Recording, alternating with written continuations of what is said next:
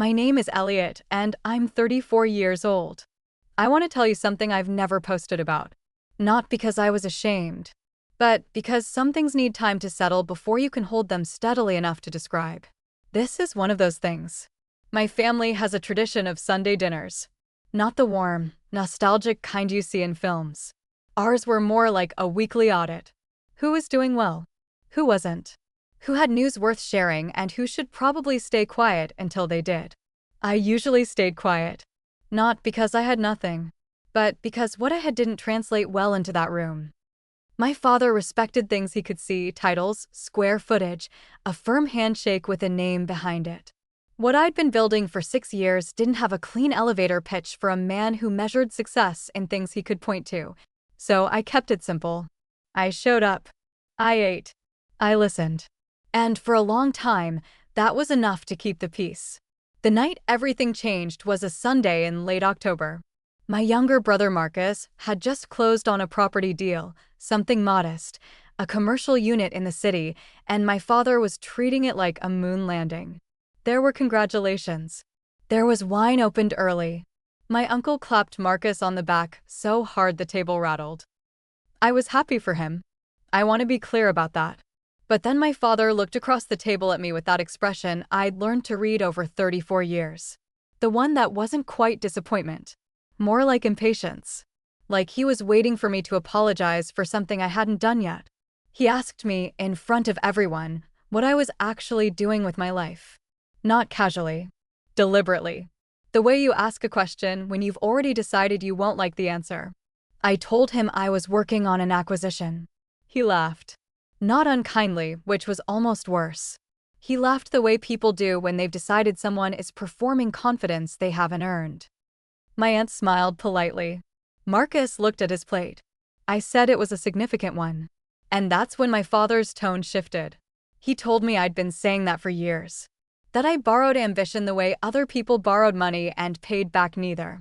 That Marcus at 28 had already done more than I had at 34, and maybe it was time I stopped pretending I was building something and started accepting what I actually was. The table went quiet in that particular way, not uncomfortable silence, but the kind where everyone has already picked a side and is waiting for the losing one to concede. I didn't argue. I set down my fork. I folded my napkin. And I said, very evenly, that I understood. That's when my father stood up. He pointed toward the door and told me to get out. That he was tired of my excuses dressed up as patience. That if I couldn't sit at his table and be honest about my failures, I didn't need to sit there at all. I looked around the room. My mother was studying her wine glass. My uncle was suddenly very interested in the bread basket. Marcus glanced up once, briefly, then away. Not one person said a word in my direction. So I stood. I picked up my jacket from the back of the chair. I walked to the door.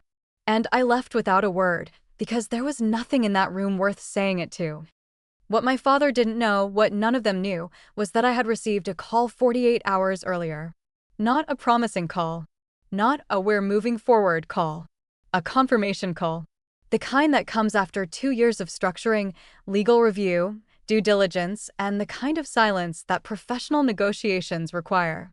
The kind you don't discuss at Sunday dinners, because the moment you say a number out loud in a room that isn't ready for it, you stop being taken seriously and start being managed. The next morning, I was sitting in a glass-walled conference room on the 31st floor of a building my father had driven past 100 times without knowing I had a standing meeting there. The documents were already prepared. The property in question was a private island off the coast with a fully restored castle-format estate. $95 million. Paid in full through a structured acquisition I had spent the better part of 3 years engineering. Not borrowed. Not leveraged into collapse. Completed. I signed my name in 4 places. The attorney across from me slid the final copy into a folder, and just before he closed it, he looked up and said, "Congratulations. You've been remarkably patient." I thought about the bread basket.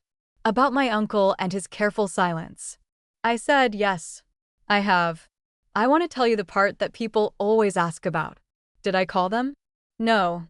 Did I send a message? A photograph of the documents? Some quiet signal that they'd misread the room? No. And here's why.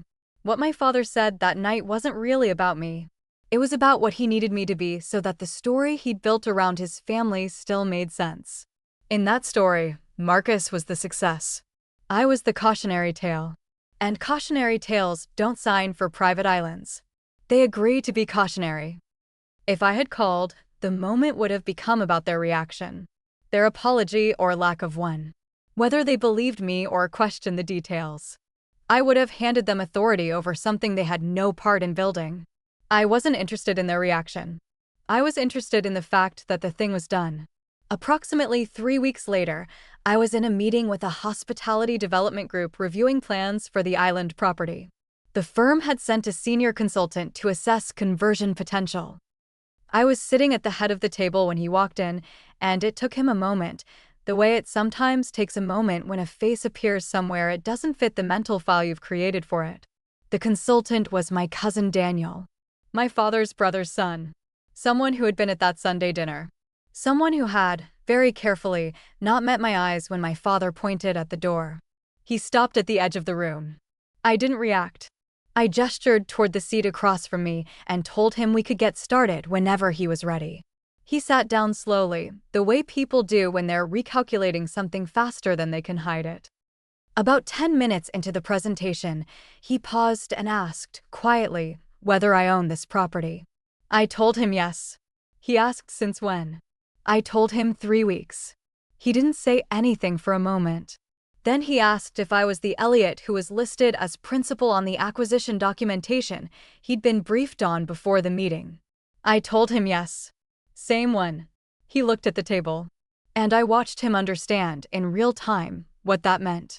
Not just about the property. About the dinner. About the calculation my family had made when they decided who at that table was worth taking seriously. He cleared his throat and said he hadn't realized. I told him that was fine. Most people don't realize things until they're sitting across from them. We finished the meeting professionally. He was good at his job. I noted that. But when he left, I sat for a moment in the quiet of that room and thought about something. My father had asked me what I was actually doing with my life. The honest answer, the one I hadn't given, was this. I was doing exactly what I said I was doing. I was just doing it in rooms he didn't have access to. I haven't returned to a Sunday dinner. Not out of anger. I want to be careful about that distinction, because anger would mean I was still waiting for something from them. I'm not. My mother sent a message in November. It was short. She said she'd heard I'd been successful with something and that she hoped I was well. I replied that I was well. I meant it. My father hasn't reached out. I think about him sometimes not with bitterness, but with a kind of quiet curiosity. I wonder whether the version of me he built in his mind is still sitting at that table, accepting the verdict. Whether that version of me still needs to learn something. The version of me sitting in that conference room 3 weeks later had already learned it. Here is what I know now that I didn't fully know then. The people who dismiss you loudest are almost always the ones most dependent on your compliance. The moment you stop needing their approval, the entire architecture of their certainty starts to tremble. Not because you've done anything to them, but because your existence without their permission makes their judgment irrelevant. My father didn't scream at me because I was a failure. He screamed because somewhere beneath the impatience and the performance, he sensed he was losing the ability to define me. And he was right. I'm not telling this story so that anyone feels sorry for me. I told you at the beginning, I'm fine. More than fine. I'm telling it because I know there's someone listening right now who has been told to be realistic by someone who is afraid of what you'd become if you were. Be patient. Be precise. Be quiet when the room isn't ready. And when the moment comes, and it will come, don't call to explain yourself. Just sign the documents. Then walk away.